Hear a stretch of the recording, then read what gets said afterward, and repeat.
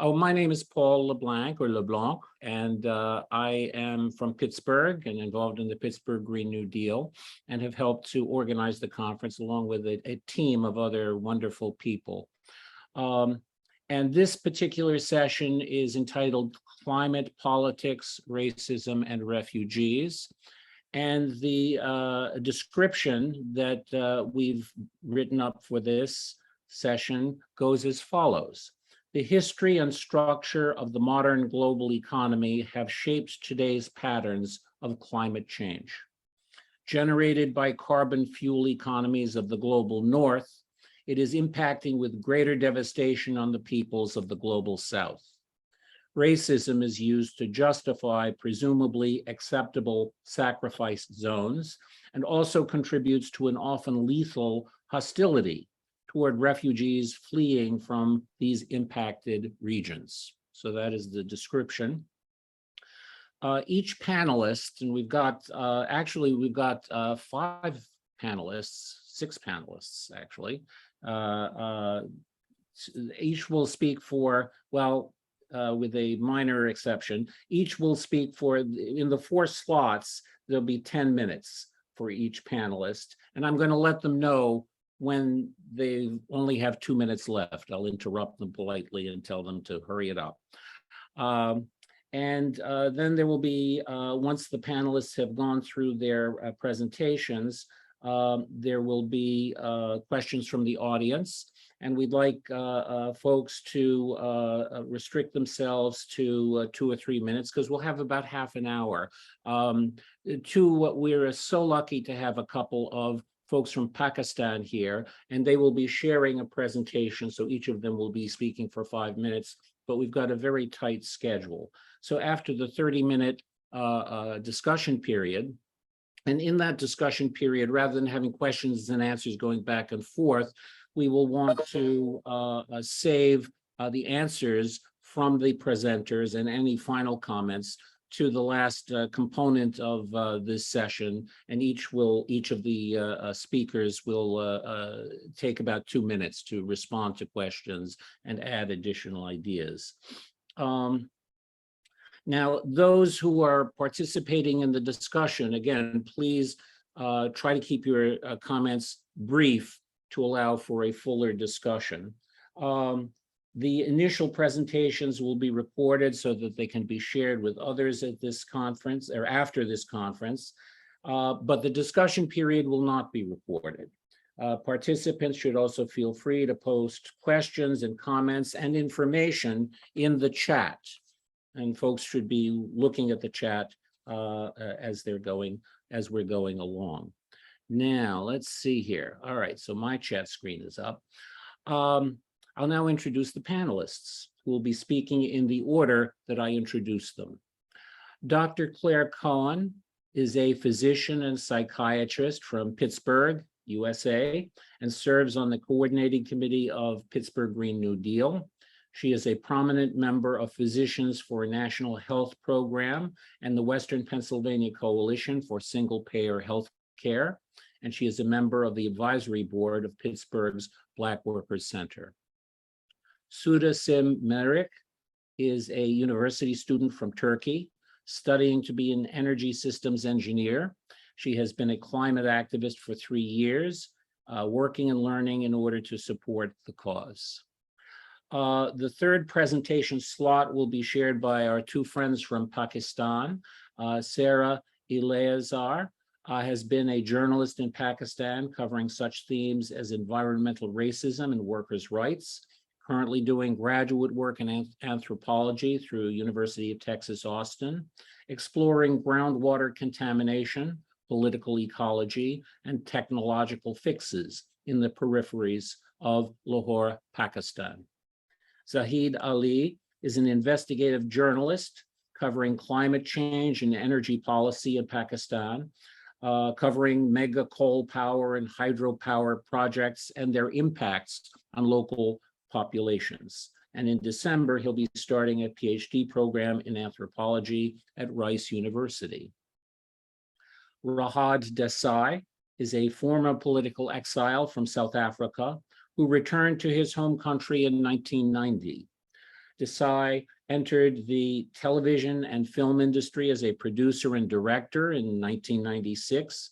Among his documentaries are Miners Shot Down in 2014, How to Steal a Country in 2019, and Time of Pandemics in 2022.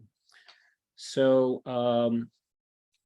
now we'll listen to comments from our first speaker, Claire Kahn.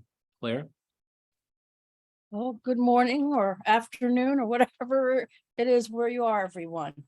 For the purposes of this talk, people of color refers to anyone in the United States who is not non-Hispanic white. To understand the impact of climate change in the United States and efforts to address it, it is crucial to understand it in the context of racial capitalism. To put it in plain English, if you're poor and working class, your life isn't as valuable. And if you are poor and working class and also of color, the value of your life is even less. In the United States, Black, brown, and indigenous poor and working class people have always been disproportionately impacted by the environmental degradation of industries, including fossil fuel extractive industries, industrial and petrochemical plants, military testing sites, and by being frontline workers in jobs that leave people vulnerable to climate impact, such as agricultural workers, delivery drivers, healthcare workers, and sanitation workers. In addition to the impact of climate change and environmental degradation the impact of climate change and environmental degradation on the living and working spaces of poor and working class people are significantly less likely to be addressed and often even completely and intentionally neglected. These spaces include homes, neighborhoods, job sites, schools, carceral spaces, which include mainly jails and prisons. I would now like to give some examples of what I'm talking about. The most recent example is in Jackson, Mississippi, where catastrophic flooding from a climate-fueled rainstorm overpowered the already decrepit water plant, causing the city, which is 85% Black, to be without any usable water, bathing, drinking, anything for over 40 days. And that crisis is actually still ongoing. Even before the flood, people couldn't drink the water in Jackson due to the state of the water plant, which has needed repairs for decades. Poor people have had to depend on bottled water, mostly water that they bought because the state governor has refused to give more than a pittance of aid because, as the governor says, too much aid will spoil people into always expecting government handouts. Jackson is actually the capital of Mississippi. The great majority, and Mississippi, by the way, is about 60% Black. The great majority of whites living there in Jackson are government officials, including the governor. They all have privatized water purification systems in their homes and in the businesses that they frequent. Estimates to fix the water plant run as high as $1 billion. The federal government recently gave Jackson $75 million to fix the plant after citizens began complaining billions for Ukraine, but not 1 cent for Jackson. The governor of Mississippi and other conservative state and local politicians are now calling for the water system in Jackson to be totally privatized as the answer. But we know that's not the answer. And if you don't know that, just look at what happened to Flint, Michigan, when they privatized their water. Another example of what I'm talking about is Hurricane Katrina. And this example has implications for climate refugees. In this case, the UN designation of internal refugees. That's ethnic groups massively displaced within a nation's borders. Katrina happened in 2005, but it's now recognized as a climate change event. The catastrophic flooding that led to the displacement of so many Black people that it led to a 29% drop in the percentage of the Black population in New Orleans. The people moved en masse to Houston, Texas, where there's issues there I probably won't have time to address. Few have returned to New Orleans because the state and city governments of Louisiana, the state is Louisiana, have not committed resources to repair the damaged homes and properties in the Black neighborhoods. Recently, they've begun gentrification, which is making the place over so that rich white people can live there instead. The UN estimates that millions more climate refugees, such as the people of Katrina, internal and external, will happen over the next few decades. So a few other examples, I'm not going to go into as much detail, but if people have questions, they can during the question and answer. Cancer Alley. This is a place in the United States famous for a combination of multiple oil refineries and petrochemical plants. Those are the plants that make all your famous plastics you like to use. Are in predominantly near Black neighborhoods in what's called the Mississippi Delta. That's where the Mississippi River empties into the Gulf of Mexico. And this is in Louisiana. Because there are so many of these plants there, Cancer Alley, or this area of the Mississippi Delta, has the highest rate of cancers and developmental disorders and genetic disorders in the nation. Another example is Pennsylvania, my state, where due to high polluting power plants being located adjacent to predominantly poor Black neighborhoods, 30% of the Black children in our state have asthma. Another example, Latino agricultural workers and their children in the Southwest suffer from high levels of cancer, autoimmune disease, and developmental disorders due to pollution of air, water, and soil by toxic fertilizers, as well as there's now an increasing incidence of death and disorders due to heat stroke and heat exhaustion due to the increase in climate temperatures. In the state of Alaska, the Inuit and other indigenous people are losing their homes, literally their homes in their neighborhoods, as the sea level rises. Their fishing waterways and hunting grounds are also being polluted toxically by nearby military bases due to their testing and exercises, which have just damaged the air, water, and soil. And this has caused significant food insecurity, illness, increase in cancers. As a result, the lifespan of the Inuits has dramatically decreased.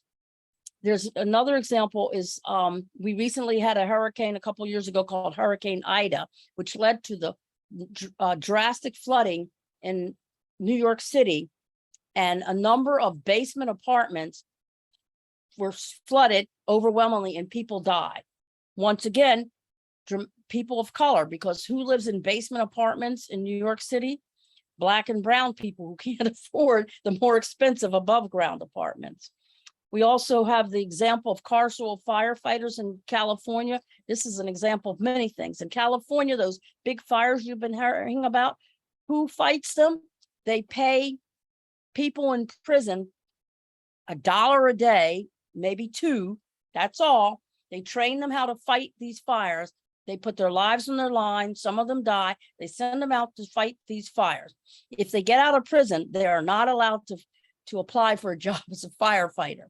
And many of them end up with damage to their lungs and some dying as a result. And so as these fires increase, you're going to see more of these Black and brown slaves. That's what they really are, because they're only paid $1 or $2 a day in California fighting the fires. There's also the issue of overheating in Southwest prisons. Claire, 2 minutes. 2 minutes. Okay, so I'll stop the examples and and go on to say,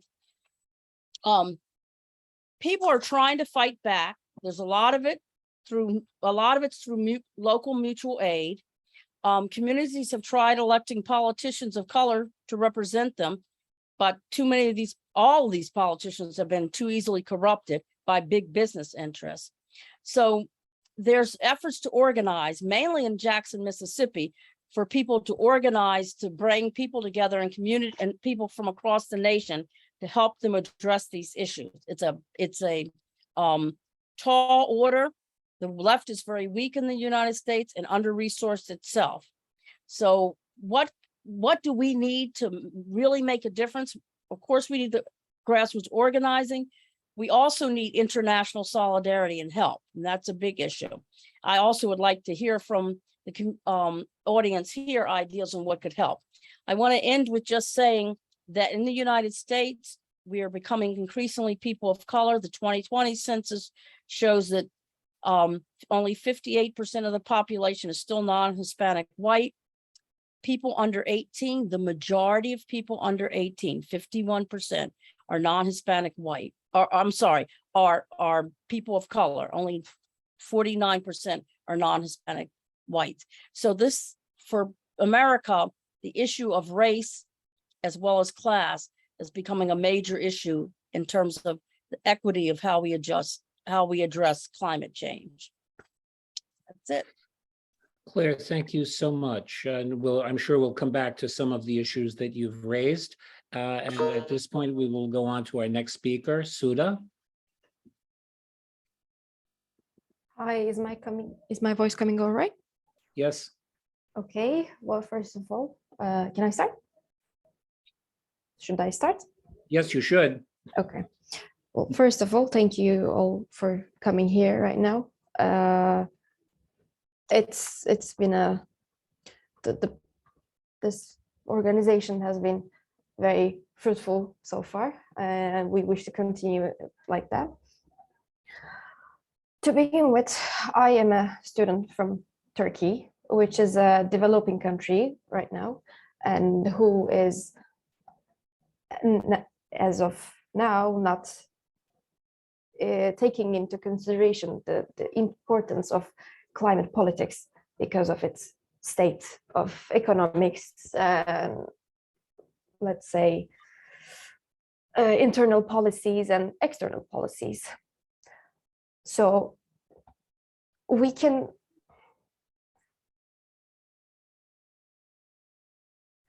there are many examples like Turkey today in the world. We can focus on more developed countries when we're talking about climate politics because it's easier to judge and look at them and try to understand the process to that. But we can see that the majority of the population of the world is living in underdeveloped countries and developing countries, which do not take climate politics as a priority to their internal policies. Because look at the world of today, we have so many wars ongoing. Turkey is, in case you don't know, is placed right on the right between Asia and Europe. It's a connected country, which is also just down Russia and Ukraine, and also just by Syria, which makes it in the middle of the country is placed in the middle of many wars right now. We can,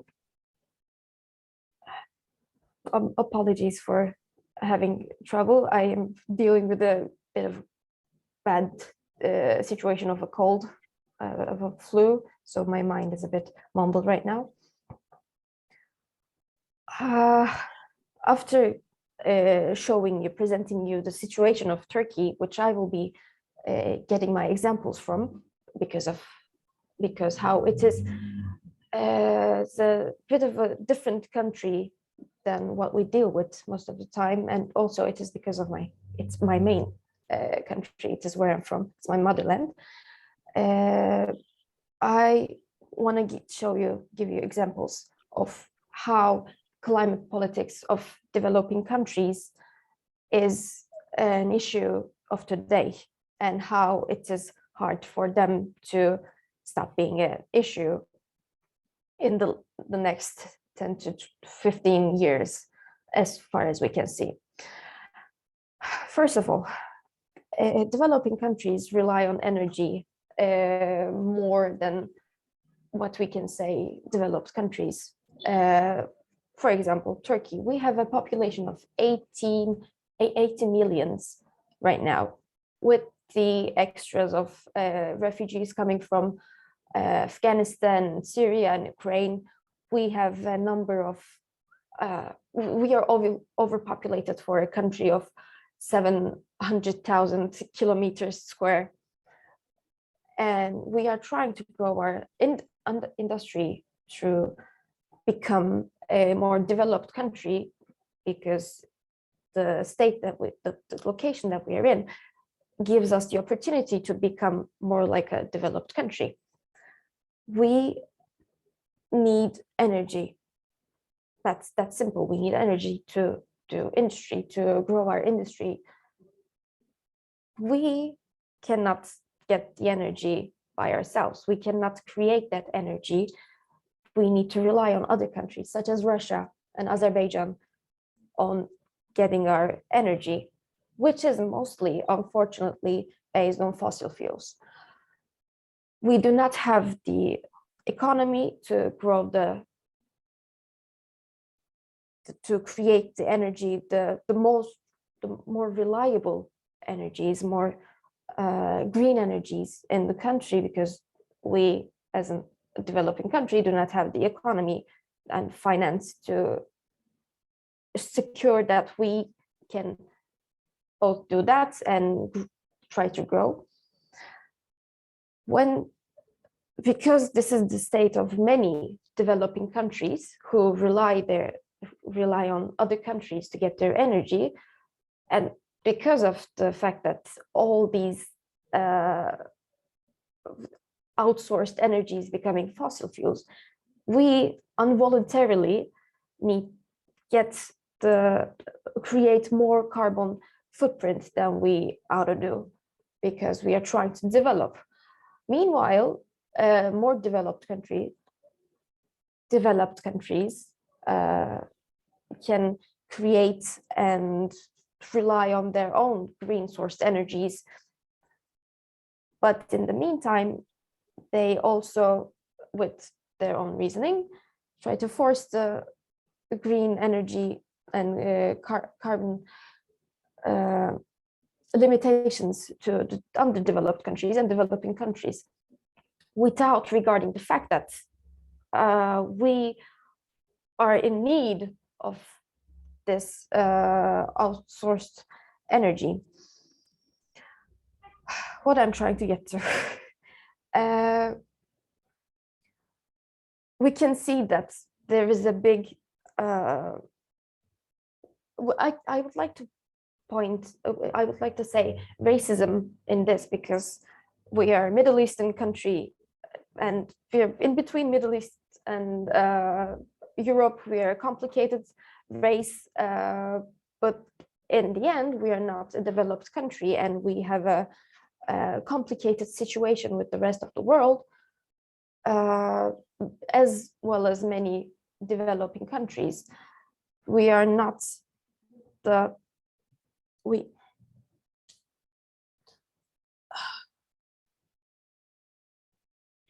we do not have the same sources as European countries, USA, and many of the developed countries, but we are still being forced to do the same. We're forced to take the same actions as developed countries, which would put us in an insecure way, insecure finance. We do not have neither the politics nor the finance to do this. And instead of being supported by outer sources to be dependent and independent and developed country, we are being penalized for it. 2 minutes. Okay, gotcha. In the last COP conference in COP26, there was created a budget for the developing countries to rely on to progress and provide their own climate politics, which is an obscene number and is a bit hard to reach, and no other developed countries are willing to provide. We're being forced to fit into a category, criteria which we do not deserve. We are forced to give out our industry for the sake of keeping up with the more developed countries, which also cause most of the carbon emissions in the world today. Conclusion. Developing countries face a burden because of the more developed countries and more European countries, Russia and China and USA, in order to cover up their carbon emissions, overly carbon emissions, even though we don't do as much as harm as they do. And this is an issue that we need to focus on, because a lot of countries face the same issue as we do in Turkey. That will be it. Thank you. Thank you so much, Suda. Next is Sarah. Hello, everyone. My name is Sarah Liazer. In the last few weeks, a lot of folks, a lot of activists, journalists in Pakistan have been talking about climate change, have been speaking to people affected by climate change. So what I'm going to say right now is obviously coming out of these conversations and interviews on the ground with people. Since June, over 1,000 people have died. Nearly 40 million have been displaced from their homes. Hundreds of thousands of families have sheltered in tent cities, and as many have made their way to urban centers in Pakistan. Not that there are many of those. The families arriving from submerged areas have either been given temporary shelter in public schools, or they've taken up shelter with their relatives, or those who can afford, those who managed to get whatever money they had and flee, can now only afford to live in working class neighborhoods around industrial areas. Their presence by locals, and this is coming from interviews, have been described as unwelcome. The refugees overcrowd poorer neighborhoods that are already congested and resource-strapped. They also bring the unintended consequence of inflation, that locals tend to connect with the presence of refugees and not necessarily their state or their government. Or even the factory owners who fire their workers and then rehire refugees at lower wages. The imagery of zombie hordes taking over civilization and civilized landscape, ruining everything modern and contributing nothing to the betterment of humanity, is reflected in online popular discourse around climate refugees almost everywhere, at the local level and at the global level. Right now, Pakistan 2 minutes.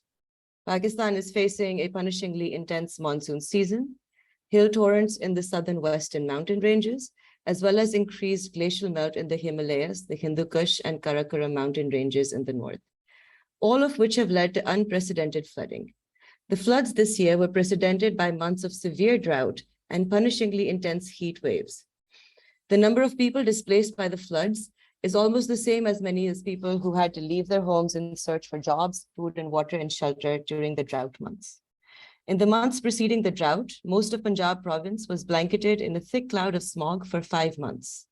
The duration of the smog season keeps increasing each year, and so do the cases of lung disease, fatigue, and runny eyes for the mostly agrarian population, construction workers, and anyone who breathes.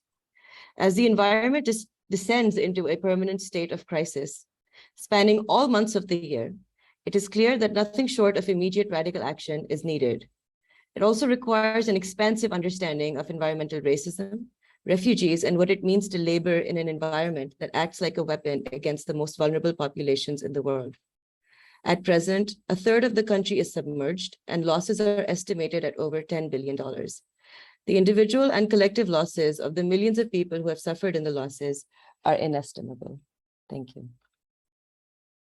Thank you so much, Sarah. And I'm sure we'll come back to some of what you've been raising in the discussion. Next, Zahid.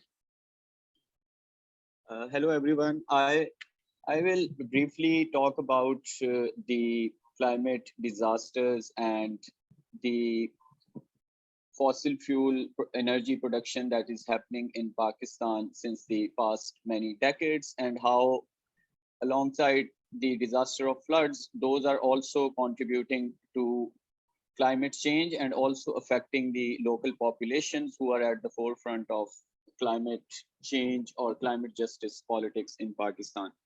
So first of all, I will talk about this. There is this desert in eastern part of Pakistan's Sindh province, which is called Thar Desert, and China is constructing, and there are like operational 2 power plants there, and other 3 are in the line of being operational in the next few years. And they are coal-based power plants being operated in the desert area of Sindh, Pakistan. And there are like local populations which consist of tribal communities living there since so many centuries who are being displaced. Their space is being securitized, and their agriculture or their pasture land is being turned into toxic ecologies. So on one side, Pakistan is facing these immediate mega disasters in the form of floods. Then on the other side, there is this everyday mundane kind of environmental violence going on due to the massive inflow of fossil fuel energy infrastructure in Pakistan. So we also wanted to point out to that kind of violence which is being done in Pakistan. Then there is also massive investment in Pakistan in like hydro projects, coal-based power projects, and natural gas-based power projects in Pakistan. And the main investors are Germany, USA, China, Japan, all these countries. And these are the same countries who are pledging again and again at every COP conference, at every climate change conference, that we are all for clean energy and we are all for what should I call it? The revamping of fossil fuel energy infrastructures. But on the same time, they are investing heavily in the countries of global south in fossil fuel energy production. So we also want to highlight that in the global discourse of transition, in the global discourse of just transition, we should also condemn the countries who are investing heavily in fossil fuel energy production in countries like Pakistan, because there are areas in Pakistan which are already which already have acute environments, and they are also economically marginalized. And now with the introduction of massive fossil fuel mega energy projects, they are literally being turned into sacrifice zones, or we can also call them death zones, because there is no life there. All the life there is being turned into toxic landscape. 2 minutes. Yeah. At the end, I will point out some of the recent incidents that we can say fall in the category of racism or climate racism. So when the flood occurred in Pakistan a few months ago, the local populations from the province of Interior Sindh, they started migrating to larger cities. And Karachi, which is the provincial capital of Sindh, most of the population from the internal areas of Sindh, they started migrating to major city like Karachi, and the urban upper middle class and elite classes of Karachi blamed those populations who are fleeing from the flood disaster, that they are robbers, and with their inflow into the city, robberies in Karachi have increased. So this kind of politics is also playing in the wake of disasters. And the last thing that I want to point out is that we are basically trying to form or trying to imagine an international campaign through which we can talk about climate reparations or debt cancellation for the global south and countries like Pakistan, so that we are able to first confront these disasters, and then after confronting these disasters, we can think about whether we want to transition to renewable energy or we want to go back to other means of sustainable energy resources. But right now, Pakistan is in dire need of resources to confront this disaster and to sustain life in many areas of Pakistan. And for that, there should be global calls for debt cancellation and climate reparations. Thank you so much. Zahid, thank you so much. I've asked Zahid and Sarah to make sure that there are links put in the chat for people who want more information or who want to try to get donations to help with some of what Zahid was just talking about. And finally, we have Rehad. Thank you. I think just on that, the people-to-people solidarity is critical. And we start building that, and Pakistan provides an opportunity to do that. We certainly would like to give it to credible organisations. We're having some fundraising events here. But let me first talk very briefly about my own country, South Africa. We saw over 100 days ago floods in our second biggest city, Durban, take over 500 lives, destroying thousands of homes, and very little reconstruction has taken place despite promises from government to do so. We've got thousands of people still in shelters, some of them from the flood before, from a year ago, and that's just one element of it. And while we're talking about floods, Kenneth Adai cyclones Adai and Kenneth, which hit the coast a bit further up from Durban, basically took out the second biggest city in Mozambique, creating tremendous havoc. The port city of Beira, which lost 300,000 homes, were destroyed or partially destroyed. The bill for reconstruction amounted to 300. This destruction happened despite work that had been ongoing but hadn't been completed, of storm defences, canals and so on to mitigate the surges that are coming from the coast or from the sea. And we've only seen very minimal, a few $1 million come in aid. Basically, the World Bank turned around to Pakistan and said, well, if you really need to reconstruct according, and those figures are UN figures of what it would cost to do the necessary reparations and rebuilding, reconstruction, you'd have to take out loans. And that's what Mozambique's done, and it's now further indebted. It's one of the poorest countries in the world. Now, when what we saw there was a 2-meter rise in sea levels. Alaska now is over this weekend going to see 3-meter sea level rises. Given it's a lot less populated, it will create major havocs in the coastal areas where there are resident settlements. Now, when you combine that with drought, we've had generalized drought happening in the region over the past several years, you get a picture of what it's like for particularly small-scale holders, peasant farmers that feed 80% of the continent, and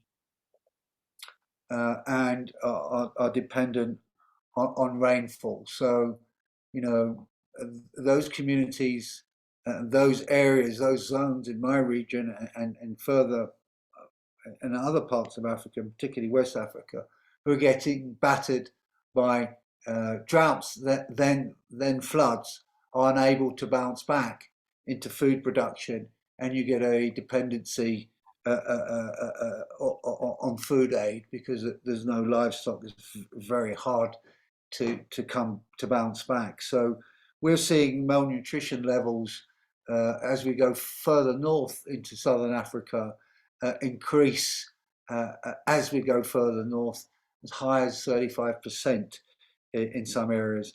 Now in South Africa, for the first time in 30 years, we're seeing child malnutrition levels appear in the hospitals. It's estimated that 15% of the region of the continent's GDP now has been lost to climate catastrophes, climate change, higher temperatures, lost crop yields, and so on. This is now particularly bad along the west coast, going up South Africa's west coast to Namibia and Angola. There are 2 of the 10 countries where we're 21 million people now are actually confronting starvation.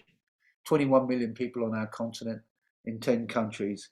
The Zimbabwe and Madagascar are the 2 southern African countries. The rest of them are on the Horn of Africa, with the exception of Kenya. So, when you couple this with food price increases, petrol increases, and so on, cost of living increases, we're looking at a very explosive situation.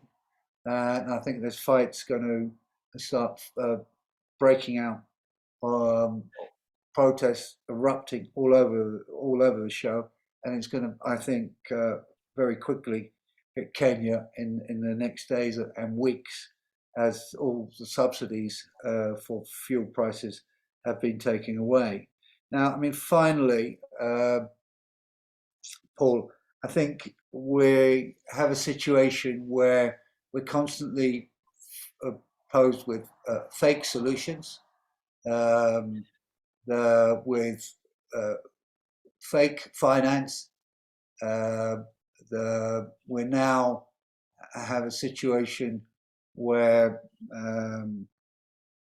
the billions that were promised have not materialized in any shape or form, where they're pushing back against any notion of loss and damage, and they're wanting to look at historical emissions, greenhouse gases, only measured from 1990.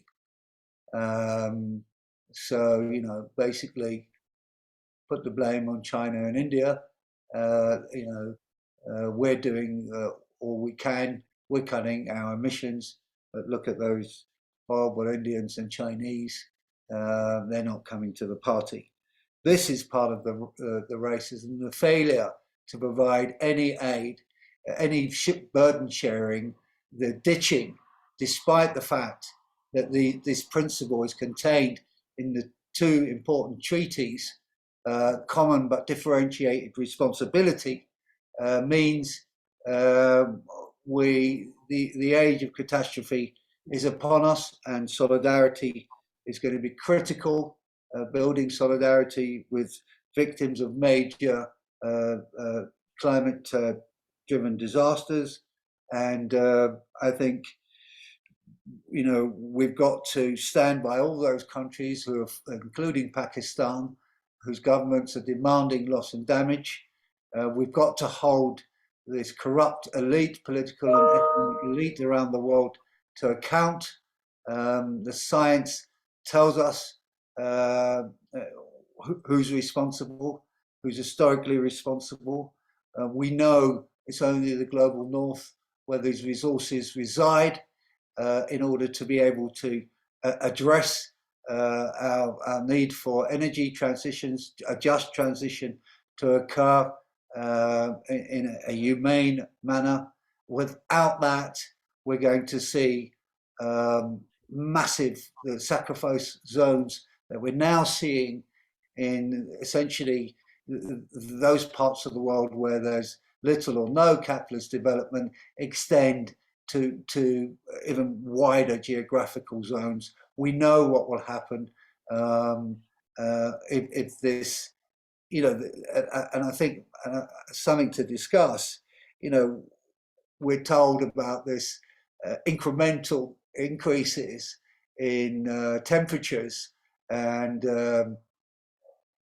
in disasters, but what we're seeing is what clearly is looking to me is you know, an exponential situation happening where the tipping points are starting to roll into one another, and we're seeing, you know, the beginnings of runaway climate change. So you know, we have very little time, but I do think the prospects for major struggles, which may only indirectly be related to climate, will be upon us and are upon us. And we have to argue to how, you know, to link this to the climate crisis, link this to the need for climate finance, link this to the need for a global just transition, but deal with the very hard questions that Zahid raised about fossil fuel and gas exploration in outside the you know, the normal areas where this has been found. You know, we've got massive deposits around Africa's coast and so on. So there are many big issues that are confronting us. Thanks, Paul, for giving us a bit of extra time. I think all of us, including people who are not at this session, but will be listening to the recordings and watching the recordings, are appreciative for what all of the speakers have presented, which ranges from the very disturbing to the horrific, with immense challenges.